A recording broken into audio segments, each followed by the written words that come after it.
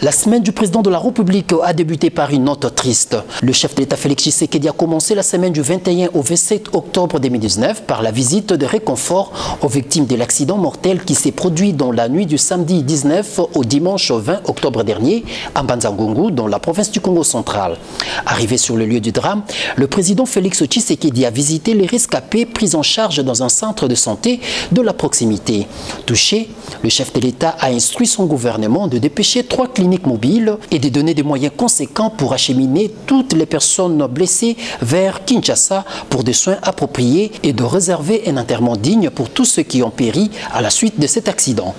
À Mbanza-Ngungu, dans la province du Congo central, le chef de l'État Félix Tshisekedi a regagné Kinshasa, la capitale, où il a pris son vol pour la Russie avec l'objectif de participer au premier sommet Russie-Afrique qui s'est tenu pendant 2 jours à Sochi. Arrivé en Russie le mercredi 23 octobre dernier, le chef de l'État Félix Tshisekedi a pris part à la cérémonie d'ouverture de ce sommet qui a été co-présidé par le président des fédérations de Russie, Vladimir Poutine, et le président en exercice de l'Union africaine, le chef de l'État égyptien, Abdel Fattah al-Sisi, en présence des 47 chefs d'État africains.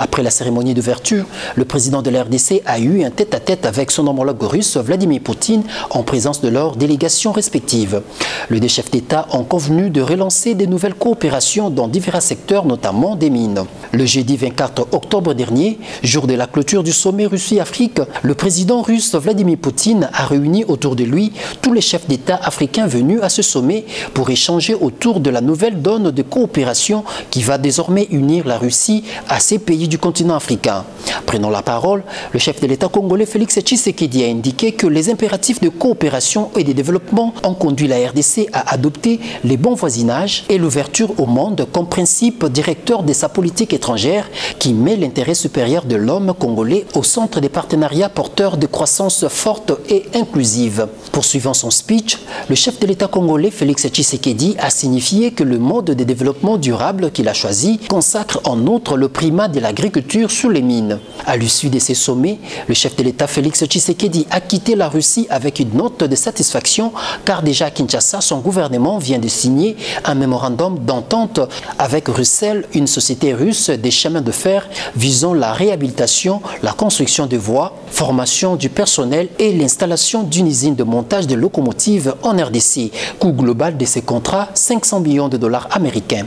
Après la Russie, le président de la République Félix Tshisekedi s'est rendu à Belgrade en Serbie où il a été reçu avec tous les honneurs dus à un chef d'État par son homologue serbe Aleksandar Vučić au palais présidentiel de Belgrade. Les présidents de la RDC et de la Serbie ont affirmé la détermination de leurs pays respectifs à coopérer dans plusieurs secteurs, notamment l'agriculture, la coopération technique et militaire. Le chef de l'État congolais Félix Tshisekedi a en outre indiqué que la Serbie comptera désormais parmi les partenaires sincères de la RDC. À l'issue de leur tête-à-tête au palais présidentiel, le président de la Serbie a fait visiter son homologue congolais Félix Tshisekedi plusieurs infrastructures de transformation et les mémorials de soldats inconnus où Félix Tshisekedi est allé s'incliner. Ainsi, le président de la RDC Félix Tshisekedi a quitté la Serbie avec plusieurs contrats de partenariat et de coopération à court terme. Débutée par une note triste, la semaine du président de la République allant du 21 au 27 octobre 2017 s'est clôturée par une note très positive et bénéfique pour la RDC